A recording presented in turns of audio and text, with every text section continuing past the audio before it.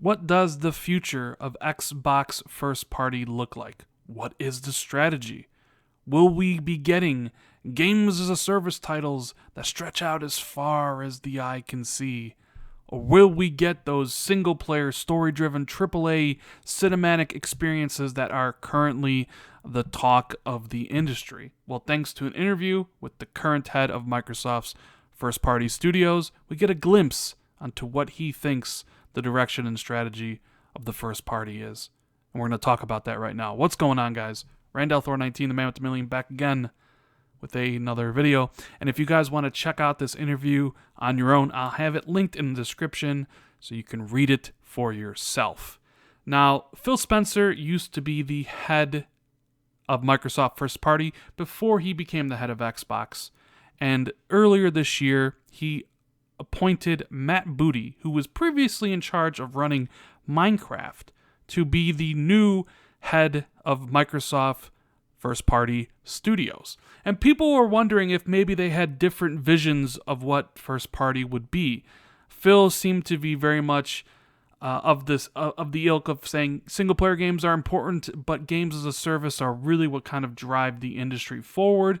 So people were curious if Matt Booty would have a different view on it, and after reading this interview, I'm sure most people will come to the conclusion that no, he feels exactly the way Phil does, which should be no surprise, as his job is to take Phil's vision of Xbox and kind of make sure it is implemented into the studios that he is in charge of. But there are some quotes here that I kind of wanted to talk about. Some I agree with, and some that I really disagree with.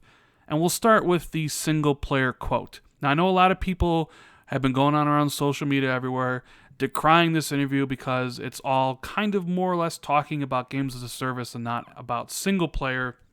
But nowhere in this article does he actually say they aren't making any single player games, but then nowhere in the article does he say they are making single player games.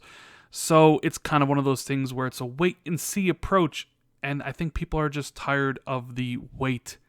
They're tired of waiting. They want to see the fruits. But let's get into the quotes and we can discuss it. He says, "There will always be single-player games with maybe 20 to 30 hours of gameplay. We love those kinds of games, and there's a place for those. But it's also certainly the case with the focus on watching, streaming, broadcasts, and esports that it's really important to think about the longevity of the game." And look, I agree. You need to think about the longevity of a game, especially when you're pumping millions of dollars into a title. You want it to have a long tail, an evergreen tail, so to speak, so the game sells instead of everything in the first month. It sells over the course of time, whether that's implemented with microtransactions or DLC or expansions and things like that. Longevity of a game is important, and I completely agree with that. But the way he talks about single player just raises my eyebrow a bit. They say they love these kinds of games, and Phil has said that before. We love single player, and there's a place for those, but they don't really say if they're interested in making them. Now, Game Pass has kind of always been used as this reason of, even Phil mentioned before about Game Pass gives them the ability to maybe reinvest in those type of games that normally they couldn't, but there's been no talk of actually doing it. To me, this almost seems a little bit like lip service, like they know the talk of right now, after God of War and Detroit Become Human, kind of met with financial success. God of War met with both critical and commercial success, that the talk right now is single player, so they had to focus on it, because that is the one kind of thing that is lacking from the first party studios, is really quality single player experiences. And the way he goes on to say, we love those kinds of games and a place for those. Like, it kind of, to me, it makes it seem like he's putting them in a different pile group. Like, oh, we love those type of games, and there's a place for those type of games. Like, they're not that important, but they do love them, and there's a place for them. But they won't say whether or not they'll be making them. That's kind of one of the issues I have. And of course, this idea that you need to focus on watching, streaming, broadcasting, and esports, that really just bothers me, because you don't. You don't. I know there's this kind of huge talk about how important Twitch is, and I know Microsoft has Mixer, so maybe that kind of is a factor about streaming, watching, broadcasting, because Microsoft bought a streaming platform, and obviously they want that to grow. So does that idea of helping Mixer grow while you create games kind of tailored for the streamers of the platform that you own, I would imagine those kind of fit into what they're trying to build, but I find it to be just, you're tracing trends at this point. The streamers aren't that important, in my opinion at least. And I know Matt Piscatella of NPD says there's really no correlation between a game's success on Twitch versus a game's success in the retail market. But some people would disagree on that. I remember Sea of Thieves when they came out and said it was important for them that the game was watchable, the game was streamable, so people would want to watch it and want to stream it, and I thought that was just dumb. Why not just make the game fun? If the game's fun to play and people are having fun, then people would want to watch other people having fun. That's the whole kind of thing of Twitch and Mixer. You don't need to... Maybe I just don't understand the games industry of the game creation, but to me, the constant chase of being Twitch-friendly, Mixer-friendly, of being streamer-friendly, and this absurd notion that everything has to be an esport is kind of almost what's wrong, or at least one of the things I think is wrong with this industry, because not everything can be an esport. As much as you want it to be, not everything can, and it doesn't have to be. Was God of War thought, when Cory Balrog and his team at Sony Santa Monica, were they thinking of that game and thinking, you know what, we need to make sure this game is watchable, damn watchable on Twitch? No, they set out to create a game that was amazing. And because the game was amazing, people wanted to watch their favorite streamers play it. You don't need to make a game streamable. If you make a great game, if you make an amazing game, it's going to be streamable by default. That's what you need to focus on. The problem with Microsoft Studios at this point in time isn't that they're chasing after games as a service, because I inherently don't have an issue about games as a service in general. A lot of the games that fit that category, like PUBG, I really enjoy. Even other games like Overwatch and Rainbow Six Siege, some of the best games I've played this generation. The problem with the first party isn't that notion. It's the notion that those games that they're actually creating are just okay and mediocre. This wouldn't be an issue if State of Decay 2 was a great, fantastic masterpiece of a game and also games as a service. Nobody would care, because it would be a great experience.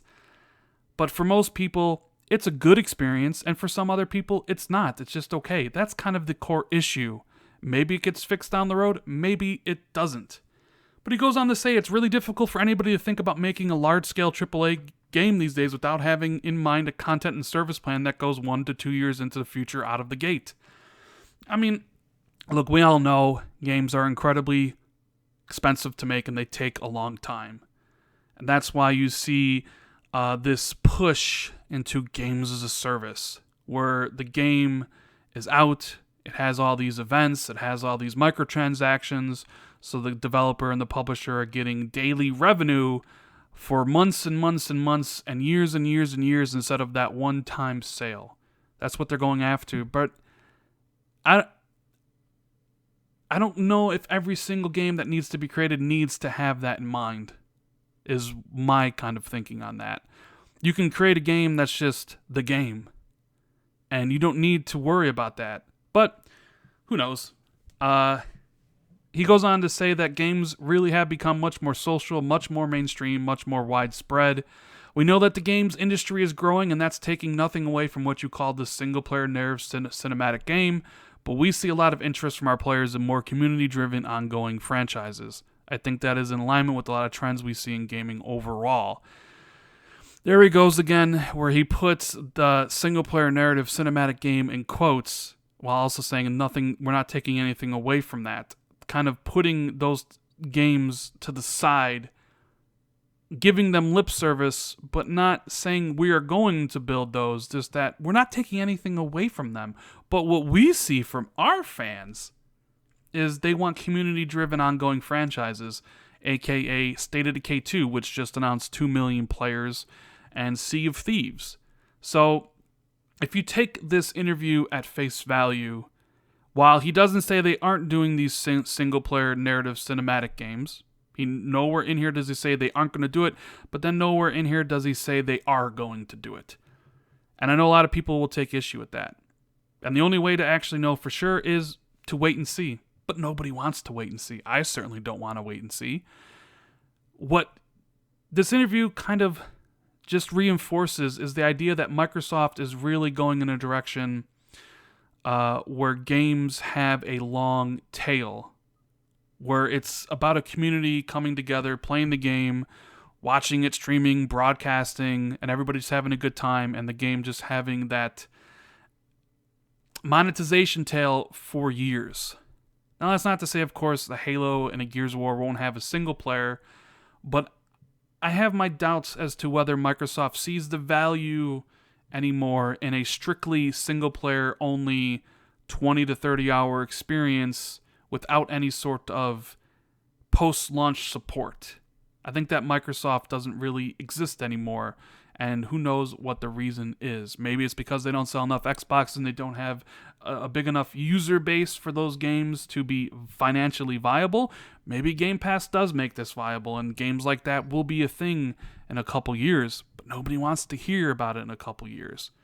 Now, he goes on to talk about their first-party games specifically. He says, we're very lucky to have a number of established franchises. When you think about Minecraft, Halo, and Forza, each has over a decade or almost a decade of foundation underneath them. We need to use those franchises as a home base from which we can expand. That strength lets us branch out and take risks with them. People are getting bored with those games. They get bored with Minecraft, Halo, and Forza. And look, I love Halo, it's my favorite franchise, and I love the Forza Horizon series, but even myself, especially with Forza Horizon, when we know there's one coming this year, I find myself not really getting excited for it because I've played one every other year. At least Halo 6 seems to be taking some time off, which might be really good for the game. But really what this quote says is that they want to use these franchises to expand into other genres.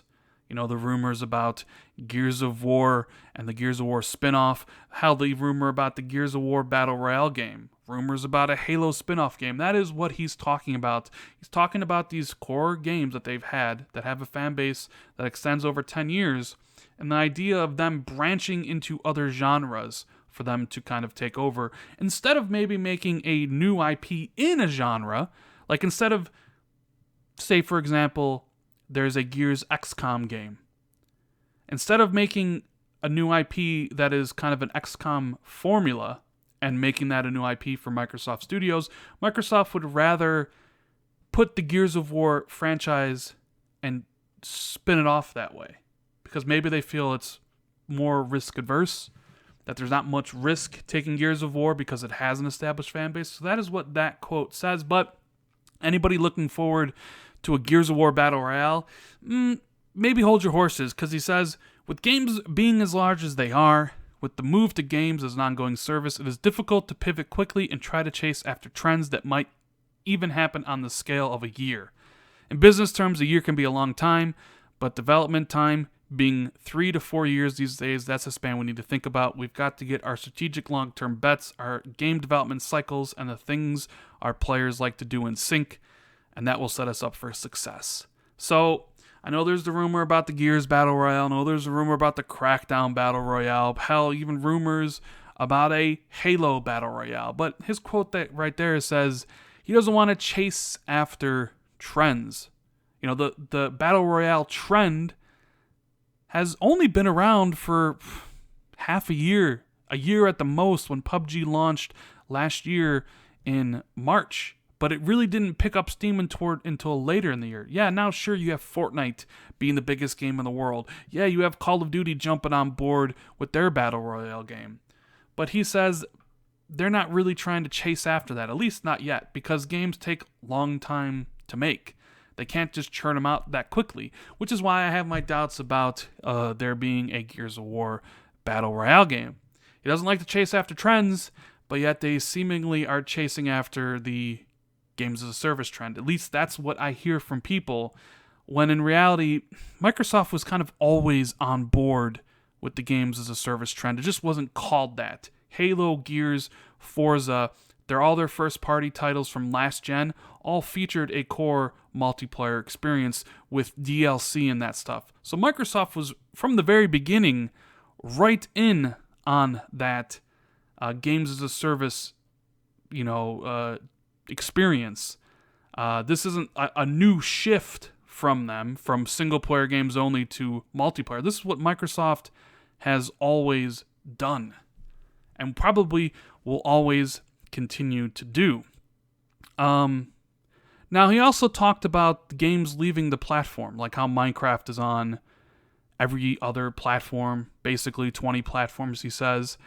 And he goes on to say, the way we think about platforms is really to take more of a game-centric, player-centric view, where if we're going to go off and do something for PC or mobile, we start with the individual game. Hence, that Miami Street game I did a video about not that long ago.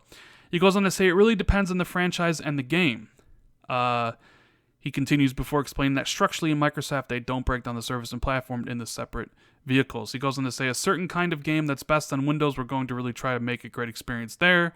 And a game like Sea of Thieves, where it's about community and playing together, it makes sense for the game to have equal attention on both PC and console. Now, a lot of gamers, a lot of Xbox-only gamers, or just Xbox gamers in general, really are put off by the entire notion that they feel that Xbox is abandoning them, that Xbox is no longer a priority for Microsoft. And then you see quotes like this where they say, hey, it really depends on the franchise, really depends on the game. And they talk about if it's good for Windows, it'll only be on Windows, hence the Age of Empires. But if it's good for both, it'll be on both. But it's good for Dave & Buster's, we'll have a Halo game that's only at Dave & Buster's. There's really no talk or no mention of a game that's only on Xbox. And that angers people because people feel that Xbox is losing its identity trying to expand in all these different markets, trying to expand to the PC. Now, looks like, again, they're trying to expand to mobile. That they're losing the core identity of what made Xbox Xbox. And some people are quite upset with that. But all I can say to that is, if you're upset with that, you can obviously voice your frustration on Twitter or YouTube, but Microsoft really only values one type of thing, and that's the dollar. So you need to make your voice heard by essentially not buying products on Xbox and buying them elsewhere. If you feel that that direction that they are going in is not one that you want to follow, what else are you supposed to do? Clearly, Microsoft's strategy moving forward, even outside of this interview, is about reaching as many gamers as they possibly can. And Xbox, while it may be the centerpiece right now, it may not always be the centerpiece. It may not always be the priority. It's just one cog in the wheel. The wheel is everything, and Microsoft wants to be everywhere. So I don't think with this new head of Microsoft first party, Matt Booty, I don't think there's going to be any shift in direction. I think he's fully 100% behind what Phil and Satya want for Xbox, want for gaming in general, and that is going to be a very healthy dose of games as a service titles, which should be no surprise to anybody, considering Microsoft was kind of doing that stuff in the previous previous generations.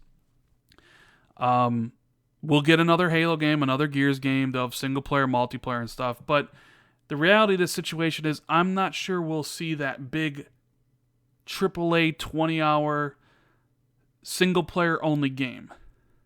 At least not anytime soon. They've spoken. They've put their plans out there for everybody to see. And the plan is games with long tails, games with a community, games that are streamable, games that are watchable, for their Mixer platform. That is what the future holds. Now, I just want the games to be good. I don't have an issue against games as a service. I don't have an issue on the face of games being watchable and streamable. I think if you make a great game, a fantastic game, it'll fit all those categories. And that's what I want. That's all I've wanted from Microsoft. You know, their console is awesome. I love my Xbox One X. The services on the system are unparalleled. Let me, if I could speak. The one issue they severely lack in my opinion, is the first-party content. And I don't have an issue with those games being games as a service. I want those games to be great. And if they're great and games as a service, that's perfectly fine in my opinion. But it may not be fine in your opinion. What does the future hold?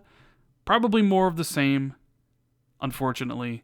But maybe the titles will be better. At least that's what I'm hoping for.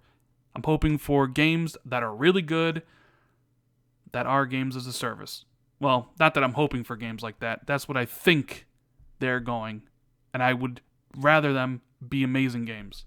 And I would discount the fact that they are games as a service. But anyways, guys, I know this video turned out pretty long. I'm sorry for that, but there was a lot to talk about in here, and I probably missed some of the things he also said. But this was the important stuff that I wanted to kind of highlight. Let me know what you think in the comments below. And as always, if you enjoyed this video, give it a thumbs up. Dislike it if you don't like me, as a lot of people seem to do. Hit that sub button. Hit the notification bell.